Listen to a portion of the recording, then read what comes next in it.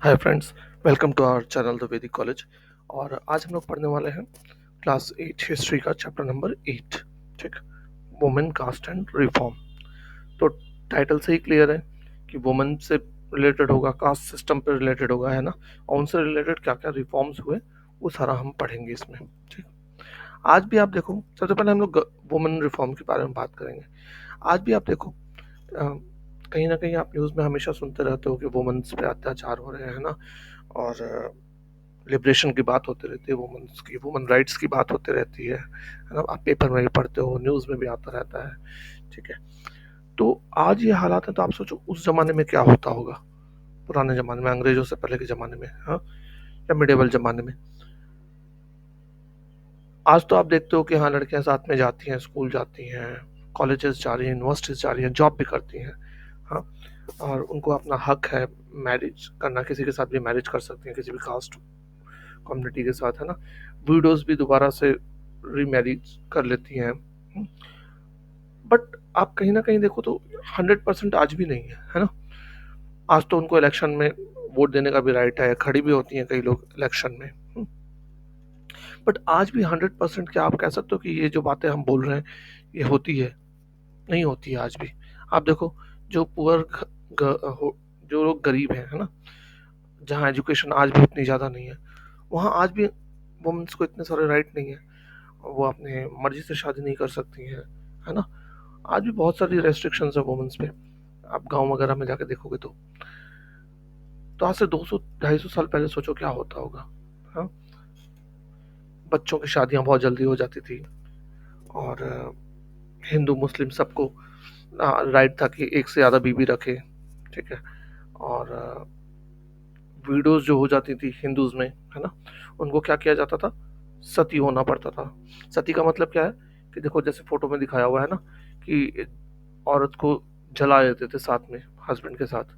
अब इसमें लिखा हुआ है कि कई बार क्या होता था कि वो औरतें उठ जाती थी, है ना। ऑब्वियस सी बात है, आग है, उसमें कोई जलेगा तो जलन से तो भागेगा।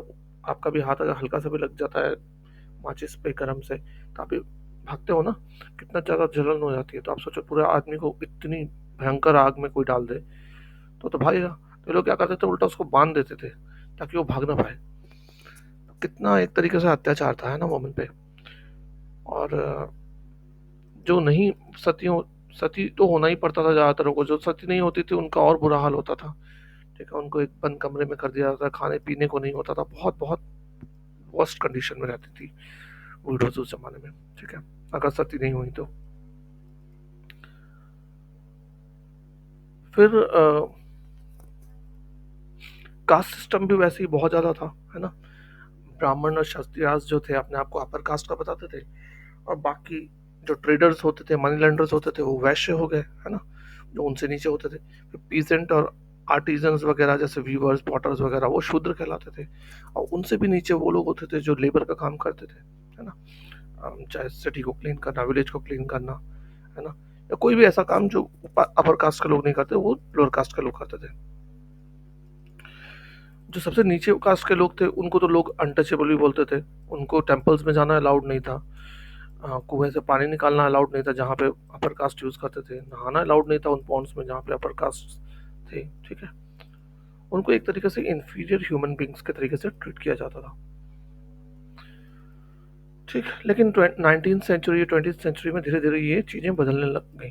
ठीक है, देखते हैं कैसे बदलती हैं, एक एक करके हम देखते हैं, वर्किंग टू चेंज। अब देखो, 19th सेंचुरी में ऐसा क्या हो गया। हम पाते हैं कि बहुत सारे डिबेट्स होने लग जाते हैं, डिस्कशन होने लग जाती है अबाउट सोशल कस्टम प्रैक्टिसेस, है ना। और उनमें चेंजेस आने लग गए। ऐसा क्यों? क्योंकि देखो, पहले जो था, किताबें होती नहीं थी, लेकिन अब प्रिंटिंग प्रेस आने की वजह से क्या होने लग गया, बुक्स आने लग गई, न्यूज़पेपर आते थे, मैगजीन आती थी, लीफलेट आते थे, पैम्पलेट आते थे, बहुत कुछ आने लग गया मार्केट में, है ना। क्योंकि बहुत आसानी से प्रिंट हो जाता था। पहले मैन्यूस्क्रिप्ट हाथों से लिखी जाती थी, तो बहुत कीमती होती थी, तो हर कोई अफोर्ड ही नहीं कर सकता था उसको खरीदना। ठीक है, तो ऑर्डिनरी पीपल जो था वो अब चीज़ों को पढ़ने लग गया, है ना, और अपनी भाषा में सुनने और पढ़ने लग गया। तो इससे क्या होने लग गया, वो चीज़ों का डिबेट करने लग गए आपस में, है ना। जैसे सोशल डिबेट करते थे, पॉलिटिकल चीज़ों के बारे में, इकोनॉमिक, रिलीजियस, सब चीज़ों के बारे में वो डिबेट करना चालू कर दिया, है ना, लोगों ने आपस में। यहाँ तक कि वुमेन्स भी पार्टिसिपेट करती थी डिस्कशंस में, ठीक है। अब ये डिबेट्स ना नॉर्मली ज़्यादातर रिफॉर्मर लोग करते थे। बहुत सारे रिफॉर्मर्स हैं, अभी आप पढ़ोगे एक एक करके, हर किसी का तो नाम नहीं है बट मेजर रिफॉर्मर्स के नाम आपकी बुक में मेंशन है। तो उनमें से एक रिफॉर्मर थे, बहुत ही माने हुए, राजा राम मोहन रॉय, ठीक है। और उन्होंने सबसे पहले एक एसोसिएशन स्टार्ट की, ब्रह्म सभा, ठीक, जिसको बाद में ब्रह्म समाज के नाम से जानने लग गया कलकत्ता में। राजा राम मोहन रॉय जो थे वो चाहते थे कि सोसाइटी में चेंजेस आए, ठीक है, और जो चीज़ें गलत हैं उनको हटा दिया जाए। जैसे वो सती प्रथा के अगेंस्ट थे, वो आपके कास्ट सिस्टम के भी अगेंस्ट थे, है ना। उन्होंने सती प्रथा को लेकर बहुत सारा कैंपेन चलाया, वुमेन के एजुकेशन के बारे में भी, इक्वालिटी के बारे में भी बहुत ज़्यादा उन्होंने चलाया कैंपेन, ठीक।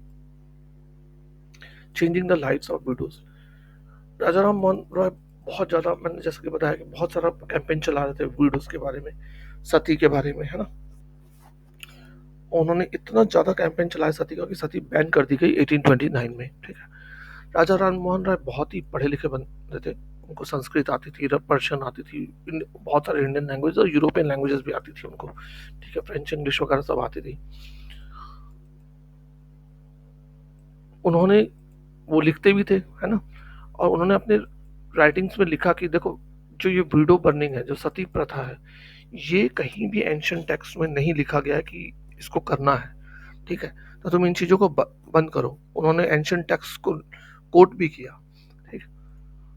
तो ब्रिटिश ऑफिशियल्स भी कई सारे इंडियन कस्टम्स को देख करके बड़े, उनको भी बुरा लगता था कि ये क्या कर रहे हैं, बहुत बारबेरिक टाइप में चीज़ें हैं, तो वो भी चाहते थे एक्शन लेना।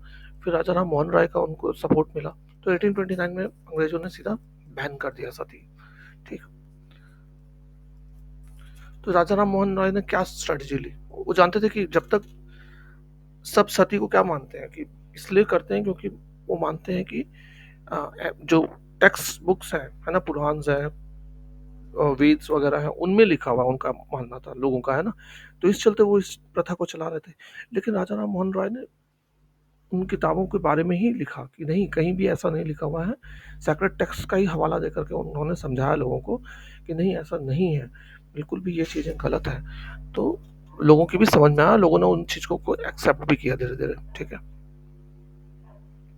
फिर देखो एक और यहाँ पे एक फोटो दे रखी है आपकी, हुक स्विंगिंग फेस्टिवल, इसको भी अंग्रेज बहुत ज़्यादा वो मानते थे कि बारबरिक है। इसमें क्या होता था कि एक आदमी ना अपनी पीठ को मांस में कीलों को गड़ा करके फिर ऐसे गोल गोल घूमता था ऊपर लटका करके, देख लो आप, और लोग देखते थे। तो ये बड़ा बारबरिक टाइप था, ये भी एक रिलीजियस फेस्टिवल होता था, ठीक। फिर एक बहुत माने हुए रिफॉर्मर थे, ईश्वर चंद्र विद्यासागर, ठीक है। उन्होंने भी एंशिएंट टेक्स्ट का हवाला देकर के कहा कि वीडोज जो हैं वो भी रीमैरिज कर सकती हैं। और यही नहीं, ईश्वर चंद्र विद्यासागर ने खुद भी शादी की थी वीडो से, ठीक। उन्होंने ब्रिटिश ऑफिशियल्स का भी साथ लिया, और फिर 1856 में लॉ पास किया गया, वीडो रीमैरिज को अलाउ किया गया, ठीक है। हालांकि उनका बहुत बॉयकॉट होता था विद्यासागर जी का, लेकिन फिर भी वो लगे रहे, ठीक है। फिर इसी तरीके से साउथ इंडिया में भी चला वीडो रीमैरिज को लेकर के काफ़ी सारा कैंपेन। यहाँ तक कि तेलुगु स्पीकिंग एरियाज में वीरा वीरासानी लिंगम पंटालू जी ने एक एसोसिएशन बनाया फॉर वीडो रीमैरिज, है ना। और बहुत सारे यंग इंटेलेक्चुअल्स रिफॉर्मर्स बॉम्बे में भी, उन्होंने भी काफ़ी सारा मदद की इस कॉज को लेकर के, ठीक। नॉर्थ में एक और माने हुए रिफॉर्मर हुए स्वामी दयानंद सरस्वती जी, उन्होंने आर्य समाज की स्थापना की, और वो भी सपोर्ट करते थे विडो रीमैरिज को। हालांकि विडो जिनकी रीमैरिज हुई वो बहुत कम थी, क्योंकि देखो, जो आपको शादी करके भी रहना तो समाज में ही है ना, बट समाज 100% उस चीज़ को एक्सेप्ट नहीं कर रहा था, ठीक है। तो हुई शादियां, लेकिन बहुत कम हुई तब भी, ठीक है। Girls begin going to school, अब देखो यहाँ पे बड़ा चीज़ होती है कि अब लड़कियां भी, पहले लड़कियों को स्कूल नहीं भेजा जाता था, ठीक है। फिर धीरे धीरे रिफॉर्मर्स ने बात करना शुरू की कि नहीं नहीं भाई, तुम लड़कियों को भी स्कूल भेजो ताकि उनकी कंडीशंस इंप्रूव हो सके। खास करके विद्यासागर जी, उन्होंने कलकत्ता में स्कूल खोला, ठीक है? इसी तरीके से अदर रिफॉर्मर्स ने बॉम्बे वगैरह में भी स्कूल खोला। अब लड़कियों को ना लोग स्कूल भेजते नहीं थे जल्दी, क्योंकि उनका मानना था कि लड़कियां जब स्कूल जाएंगी रास्ते में, तो वो कहीं ना कहीं, एक तो वो घर की ड्यूटीज नहीं पूरी करेंगी, दूसरा वो पब्लिक प्लेसेस से जाएंगी, ठीक है? तो उनको ऐसा लगता था कि कहीं ना कहीं लोग उनको करप्ट ना कर दें, है ना, इन्फ्लुएंस ना करें, ठीक। तीसरा, उनको डर था कि उम, और वो ऐसा ऐसा ही मानते थे कई लोग तो कि अगर, तो मतलब बहुत सारा डर का माहौल था, है ना? आज भी देखो कई सारी लड़कियां तो स्कूल नहीं जाती हैं, गाँव-वाँव में छोड़ देती हैं, क्योंकि डर इतना अ, था उस जमाने में भी, वैसे ही डर था। उनके खिलाफ सेक्सुअल अब्यूज का डर था, है ना? तो डरते थे लोग। तो उस जमाने में और भी ज़्यादा डरते थे लड़कियों को पहली बार घर से बाहर निकालने में। जब आज ये हालात है तो ठीक है, तो आप समझ सकते हो उनके खिलाफ भी क्राइम बहुत ज़्यादा हो जाता था तब भी। तो भेजना ही नहीं चाहते थे। एक आधा बार हो गया होगा, इसी चलते और भी ज़्यादा डर में बैठ गया होगा लोगों के मन में, है ना? लेकिन कुछ एक जो लिबरल फादर्स और हस्बैंड्स थे, उन्होंने अपने घर में ही पढ़ाया उनको, ठीक है? उनमें से एक तो बहुत ही मानी हुई है, राज सुंदरी देवी जी, ठीक है? उन्होंने अपने घर में ही चुपके से लिखना पढ़ना सीखा, कैंडल की लाइट में रात में। फिर धीरे धीरे आर्य समाज ने बहुत सारे स्कूल खोले पंजाब में, ऐसे ही ज्योतिराव फुले ने महाराष्ट्र में स्कूल खोले। फिर नॉर्थ इंडिया में कुछ एक एरिस्टोक्लास मुस्लिम हाउसहोल्ड्स थे, जिन्होंने अपने घर की औरतों को कुरान पढ़ाना सिखाया, है ना? उनको घर में आते थे पढ़ाने के लिए, वुमन टीचर्स आती थी पढ़ाने के लिए, है ना? फिर फर्दर इन जो लड़कियां थी, अब ये जो मुस्लिम लड़कियां थी, ये और भी चीज़ों के बारे में पढ़ सकें इसी वजह से, है ना? क्योंकि उनको पढ़ना लिखना आ गया। तो वुमन राइट अबाउट वुमन, अब क्या चालू हो गया कि अभी तक तो रिफॉर्मर्स बोल रहे थे, लेकिन जब धीरे धीरे कुछ एक पोर्शन लड़कियों का पढ़ना पड़ गया, है ना, कुछ एक पार्टी, मैं कहता हूँ 100% का 5%, 7% या 10% तक भी लड़कियां पढ़ गई, 5% ही पढ़ी होंगी, तो उन्होंने औरतों के बारे में ही लिखना शुरू किया, है ना, कि उनकी कंडीशन कैसी है। तो अर्ली 20th सेंचुरी में हम देखते हैं मुस्लिम वुमेन्स जैसे कि बेगम साहब भोपाल्स ने एजुकेशन में रोल प्ले करना शुरू किया। उन्होंने प्राइमरी स्कूल्स खोला, है ना, लड़कियों के लिए अलीगढ़ में। फिर एक उन्हीं में से थी बेगम रुकैया सखावत हुसैन, उन्होंने स्कूल खोला लड़कियों के लिए, मुस्लिम गर्ल्स के लिए, पटना और कलकत्ता में, ठीक।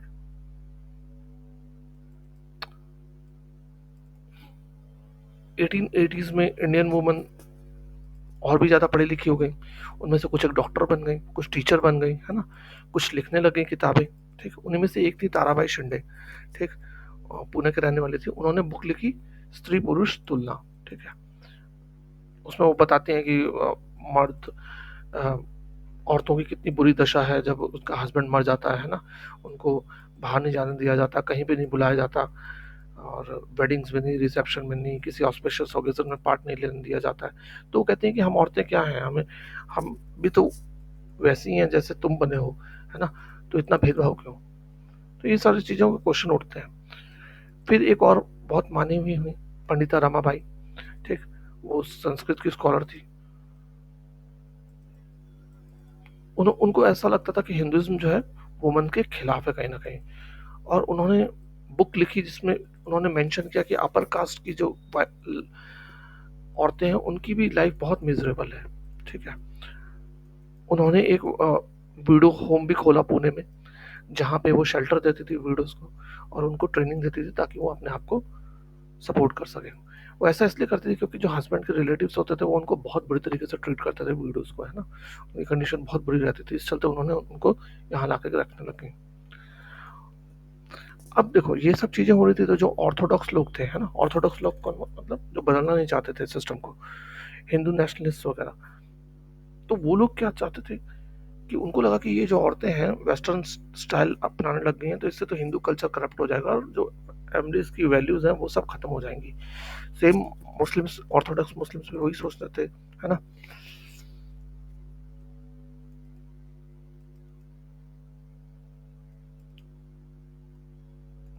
अब औरतें जो पढ़ी लिखी थी, अब वो लोग खुद ही बहुत सारा रिफॉर्म करने लगी, वो किताबें लिखने लगी, मैगजीन लिखने लगी, है ना? स्कूल और ट्रेनिंग सेंटर्स उन्होंने खोल दिए, वुमेन्स एसोसिएशन बनाने लग गई, है ना? यहाँ तक कि पॉलिटिकल प्रेशर ग्रुप बनाने लग गई, वो अपने डिमांड मांगने लग गई, लीगल राइट्स मांगने लग गई, राइट टू वोट वगैरह, है ना? बेटर हेल्थ केयर, एजुकेशन मांगने लग गई।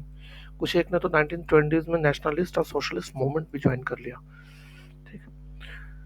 फिर 20th सेंचुरी में कुछ एक लीडर्स हुए, जैसे नेहरू जी, सुभाष चंद्र बोस जी, इन्होंने डिमांड इनको सपोर्ट किया, है ना, वुमेन्स को। और उन्होंने बोला कि हाँ, तुम्हारा इक्वालिटी का डिमांड बिल्कुल जायज़ है और फ्रीडम भी होनी चाहिए वुमेन को।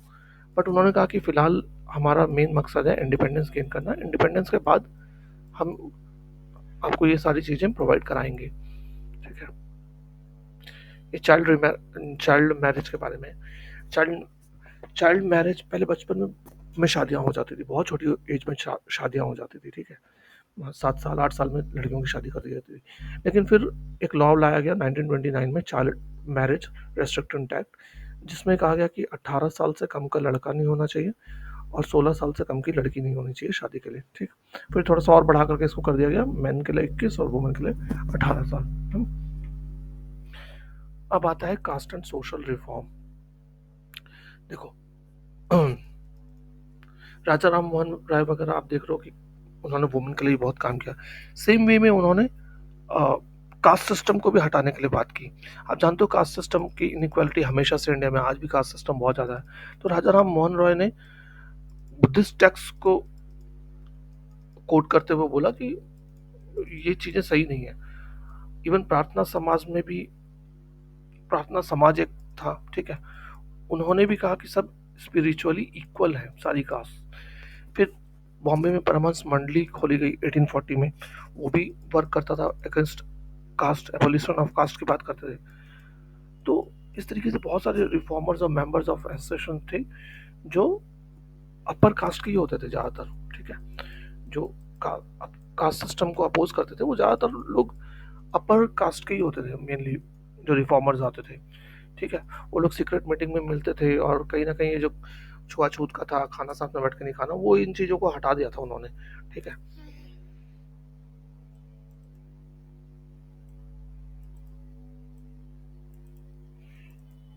अब देखो, इन जो क्रिश्चियन मिशनरीज थे वो भी हेल्प कर रहे थे लोअर कास्ट के लोगों को, है ना?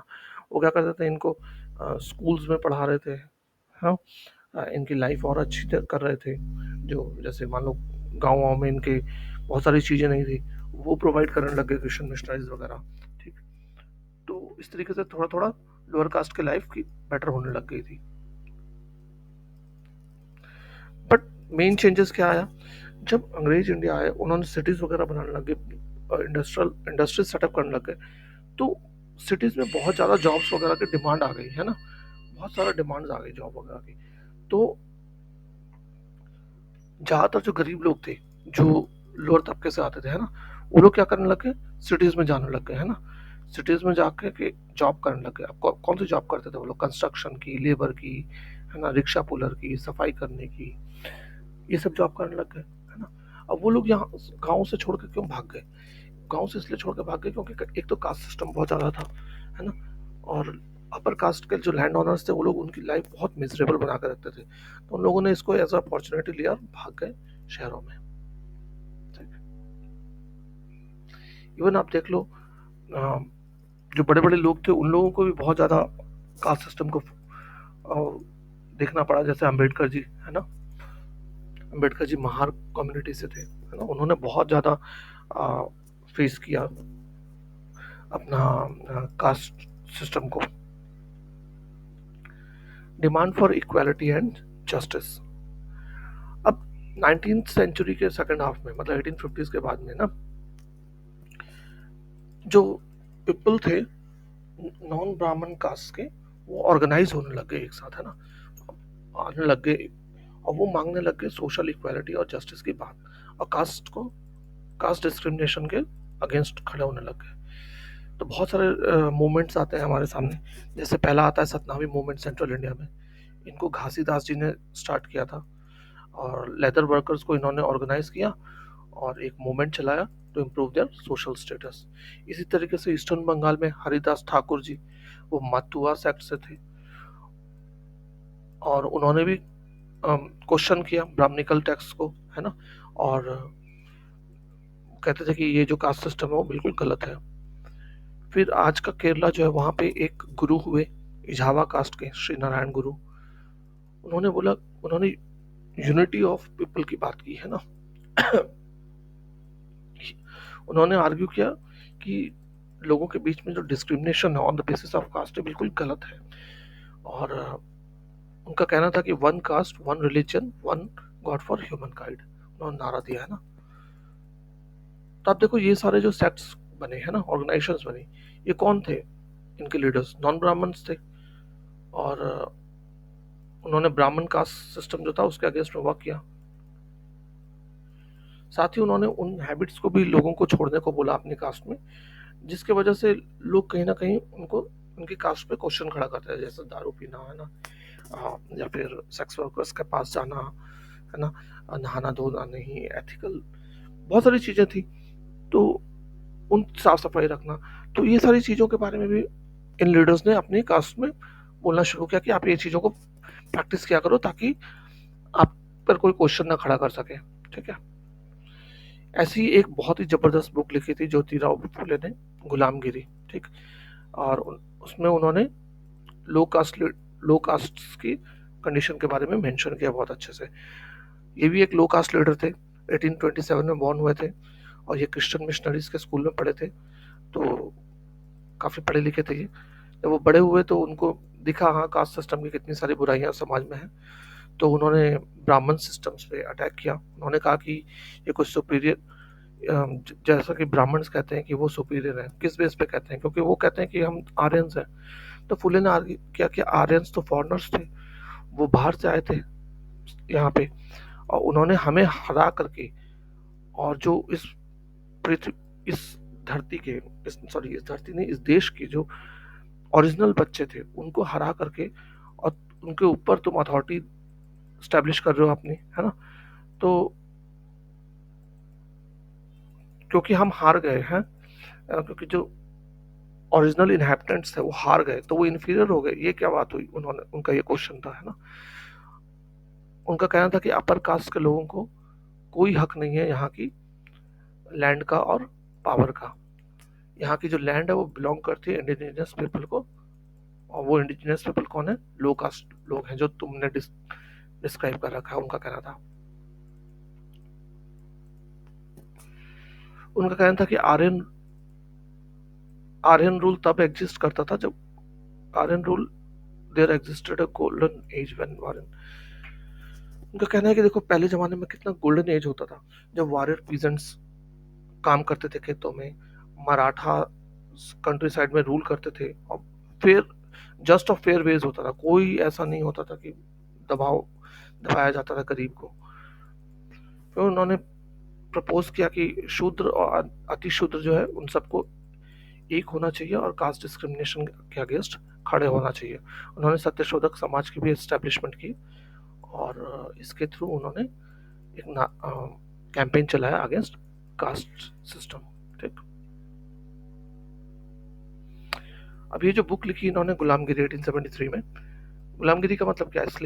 स्लेवरी, है ना। वो कहीं ना कहीं इंस्पायर्ड थी अमेरिकन सिविल वॉर से। उनका कहना था कि देखो किस तरीके से तुमने स्लेवरी, अमेरिका में स्लेवरी खत्म की गई, है ना। तो उन्होंने कहीं ना कहीं अमेरिकन की कंडीशन, जो स्लेव्स थे वहाँ पे, और इंडियंस की जो लोअर कास्ट के लोग हैं उनकी कंडीशन को कोरिलेट करके दिखाने की कोशिश की है, ठीक।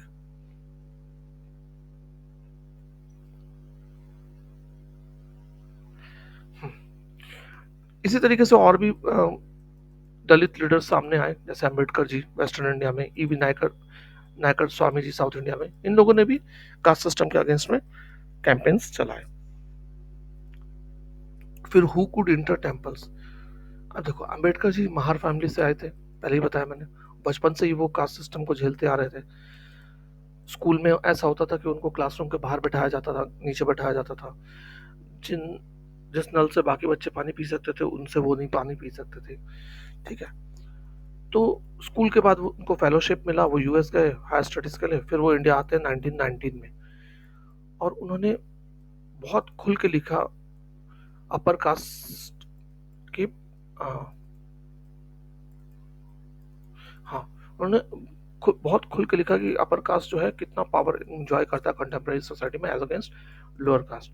1927 में अम्बेडकर जी ने टेम्पल एंट्री मूवमेंट स्टार्ट की, जहाँ महार कास्ट के लोग फिर उनका साथ देने लगे।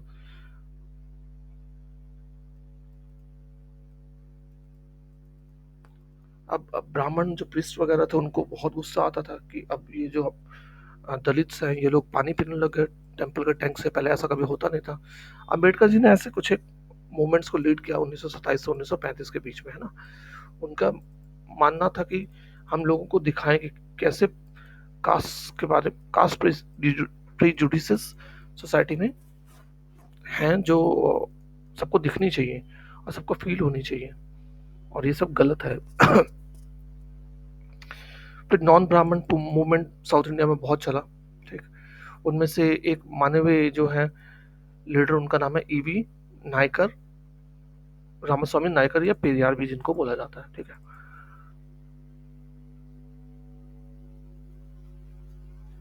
अब कुछ एक नॉन ब्राह्मण कास्ट थी, ठीक है, जिनके पास एजुकेशन भी था, वेल्थ भी था, इन्फ्लुएंस था, ठीक। वो कहने लगे कि ब्राह्मण जो है आर्यंस के वंशज हैं और ये इन्वेडर्स हैं जो नॉर्थ से आए हैं और इन्होंने साउथ की लैंड को कंकर किया है, जबकि इंडिजीनियस जो लोग थे वो द्रविडियन रेस के हैं। तो उन्होंने ब्राह्मणिकल जो क्लेम्स है पावर का उसको चैलेंज किया, ठीक है। ईवी पेरियार जी मिडिल क्लास फैमिली से आते थे, है ना। वो पहले तो बहुत ज़्यादा आस्था रखते थे, उन्होंने संस्कृत स्क्रिप्चर्स वगैरह खूब पढ़ी। फिर वो बाद में कांग्रेस के मेंबर बनते हैं, लेकिन एक बार क्या हुआ कि जब वो कांग्रेस के मीटिंग में गए हुए थे तो वहाँ भोज हुआ खाने के बाद, मीटिंग के बाद, है ना। तो वहाँ पे सिटिंग अरेंजमेंट बड़ा अलग रखा हुआ था, लोअर कास्ट को दूर बैठाया गया था अपर कास्ट से। इससे नायकर जी बहुत ज़्यादा मूव हुए और उनको लगा कि यार ये तो बहुत गलत है, और उन्होंने फिर सेल्फ रेस्पेक्ट मूवमेंट चलाया। उन्होंने कहा कि अनटचेबल्स जो है वो ओरिजिनल है, आप उनके साथ भेदभाव कैसे कर सकते हो, ठीक है। हम हैं यहाँ के ओरिजिनल इनहेबिटेंट्स। पेरियार जी बहुत ही ज़्यादा क्रिटिक थे हिंदू स्क्रिप्चर के, हो जाते हैं, है ना। खास करके आ, मनु के जो कोट्स हैं, भागवत गीता के, रामायण के, सबके बारे में क्रिटिसिज्म वो करने लग जाते हैं। उनका कहना था कि ये सब जो टेक्स्ट हैं ये सिर्फ और सिर्फ ब्राह्मण्स की अथॉरिटी ओवर लोअर कास्ट के लिए बनाए गए हैं, या फिर domination of man over women के लिए बनाया गया है, ठीक है।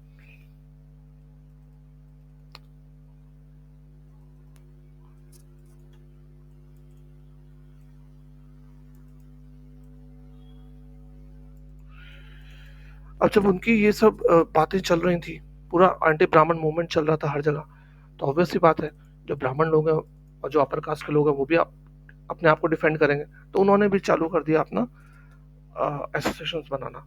उनमें से कुछ एक एसोसिएशन का नाम क्या था, सनातन धर्म सभा, भारत धर्म महामंडल, ये दो नॉर्थ में हुई, है ना। इसी तरीके से ब्राह्मण सभा बंगाल में बनाई गई। अब ये लोग कहते थे कि कास्ट सिस्टम को अपहोल्ड किया जाए, है ना, और हिंदुज्म को बचाया जाए। और उनका कहना था कि जितने भी स्क्रिप्चर्स हैं, जैसे आपके पुराण हैं, वेद हैं, ये सब बहुत ही इम्पोर्टेंट है और उसको मानना चाहिए हमें, ये भगवान का दिया हुआ है। ये कहते थे वो लोग। तो एक प्रकार का डिबेट चलने लग गया, स्ट्रगल चलने लग गया कास्ट सिस्टम को लेकर के। कॉलोनियल पीरियड में भी चलता था और आज तक चले जा रहा है ना। तो आज भी खत्म नहीं हुई ये चीजें, ठीक है। अब हम पढ़ेंगे कुछ एक रिफॉर्म्स के बारे में, जो रिफॉर्मर्स थे उनके बारे में। ब्रह्म समाज, जैसा कि हमने पढ़ा, 1830 में फॉर्म हुआ। ये किसी भी तरीके की मूर्ति पूजा और सैक्रिफाइस वगैरह का अगेंस्ट थे, उपनिषद में बिलीव करते थे, और इसके मेंबर्स जो थे रिलीजियस प्रैक्टिसेस को क्रिटिसाइज करते थे, ठीक है। और इन्होंने अपना जो आइडियल रिलीजन टाइप में बना रखा था, और इन्होंने हिंदुइज्म और क्रिश्चियनिटी दोनों के नेगेटिव और पॉजिटिव डायमेंशंस को देख करके एक अपने प्रिंसिपल्स डिराइव किए थे, ठीक। Derozio and young Bengal movement. Henry Louis Vivian Derozio क्या था, एक टीचर था हिंदू कॉलेज कोलकाता में 1820s में, और वो एक बहुत सारे रेडिकल आइडियाज सिखाता था अपने स्टूडेंट्स को। सॉरी। वो कहता था कि तुम क्वेश्चन करो, हर चीज का क्वेश्चन किया करो, ठीक है। और उसने ट्रेडिशन कस्टम्स पे बहुत सारे क्वेश्चन किए और वो वुमेन्स के बारे में एजुकेशन की डिमांड करता था। ठीक है, कैंपेन भी किया उन्होंने, freedom for thought and expression. बहुत ही अपने समय से बहुत आगे थे ये, 1820s में ये चालू कर दिया था इन्होंने। फिर आए Ramakrishna mission and Swami Vivekananda ji. Ramakrishna Ramakrishna mission किसके नाम पे है? रामाकृष्ण परमहंस जी के नाम पे है, जो कि विवेकानंद जी के गुरु थे, है ना। विवेकानंद जी कहते थे कि अगर आपको मोक्ष पाना है तो आप सोशल सर्विस करो, सेल्फलेस एक्शन करो, है ना, तभी आपको मोक्ष मिल सकता है। वो उनका ओरिजिनल नाम क्या था? नरेंद्र नाथ दत्ता। ठीक है, और उन्होंने एक मॉडर्न आउटलुक दिया और जो हर जगह फैला, पूरे वर्ल्ड में फैला। वो world parliament of religions at Chicago in 1893 गए थे, वहाँ पे उन्होंने स्पीच दिया। उनके स्पीच के बाद न्यूयॉर्क हेराल्ड ने लिखा था कि हम कितने बेवकूफ़ हैं कि हम लोग मिशनरीज भेज रहे हैं इतने पढ़े लिखे देश को। ठीक है, स्वामी विवेकानंद जी जो थे वो वेदांत फिलोसफी में बहुत ज़्यादा बिलीव करते थे, है? और वो सिर्फ रिलीजियस ही बात नहीं करते थे, वो जो थे देश में जो गरीबी थी उस पर भी बहुत ज़्यादा प्रभावित थे, है ना, जिस कंडीशन में आम आदमी रह रहा था। उनका मानना था कि देखो तुम सब उठो, एक हो, है ना, और ये कास्ट सिस्टम वगैरह से ऊपर उठो और देश के लिए कुछ करो, ताकि हम अपने देश को इस गरीबी से उठा सके और एक बार फिर से पहले जैसा बन सके, जहाँ पे हम आराम से रहते थे, है ना, अंग्रेजों के आने से पहले। हम जब पहले हमारी ज़िंदगी आराम से चल रही थी वैसा फिर से बनाया जाए, और इसके लिए उन्होंने बहुत काम किया। ठीक, और बहुत सारे लोग उनसे कन्विंस हुए, बहुत सारे लोग उनके फॉलोअर्स बने। ठीक है। प्रार्थना समाज 1867 में हुआ, बॉम्बे में स्टैब्लिश हुआ। ये भी कास्ट रेस्ट्रिक्शंस के अगेंस्ट था, चाइल्ड मैरिज के अगेंस्ट था, है ना, वुमेन एजुकेशन का फेवर करते थे, विडो री मैरिज को फेवर करते थे। ठीक है, प्रार्थना समाज। फिर वेद समाज एक और स्टैब्लिश हुआ मद्रास में 1864 में। वेद समाज ब्रह्म समाज से इंस्पायर्ड था, कास्ट सिस्टम के एबॉलिश के फेवर में था ये, विडो रीमैरिज प्रमोट करते थे, वुमेन एजुकेशन प्रमोट करते थे। ये लोग मानते थे कि सिर्फ एक ही गॉड है ना, और सुपरस्टिशन रिचुअल्स वगैरह जो और हिंदुइज्म में था उसके अगेंस्ट थे ये।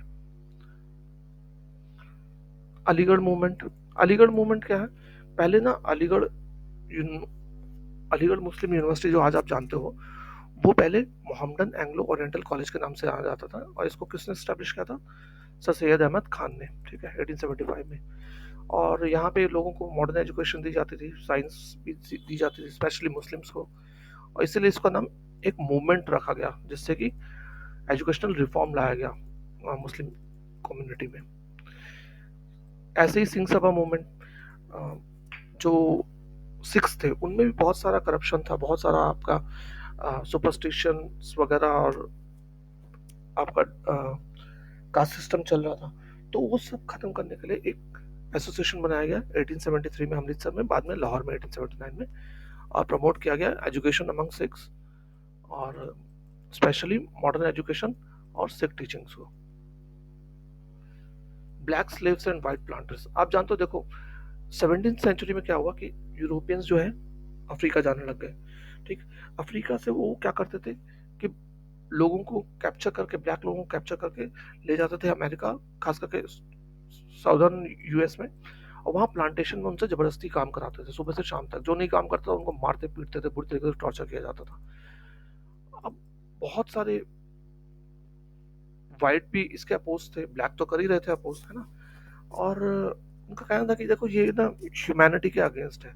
आप एक तरफ तो अपना डेमोक्रेसी की बात करते हो, है, अपने लिए आपने फ्रीडम गेन की है अमेरिकन रेवोल्यूशन ऑफ 1776 के थ्रू, और दूसरी तरफ आप लोगों पे इतना अत्याचार करो ला ला के, तो ये बिल्कुल गलत है। और इसी चीज का रेफरेंस लेकर के गुलामगिरी में लिखा गया है। ठीक है, तो ये था पूरा चैप्टर, होप आपको समझ में आ गया हो सारा।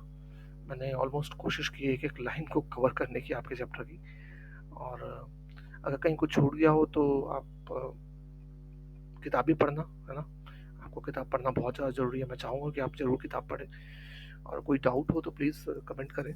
मैंने उतना ही कंटेन करके यहाँ पे रखा है जितना आपकी बुक में है। अगर कोई कॉम्पिटिशन के एग्ज़ाम की तैयारी इस हिसाब से कर रहे हैं तो थोड़ा सा कम है, बट ठीक है, बेसिक के हिसाब से आप इतना जाने ये बेटर है। तो ठीक है, मिलते हैं फिर आपको अगले वीडियो में। Thanks for watching. जय हिंद।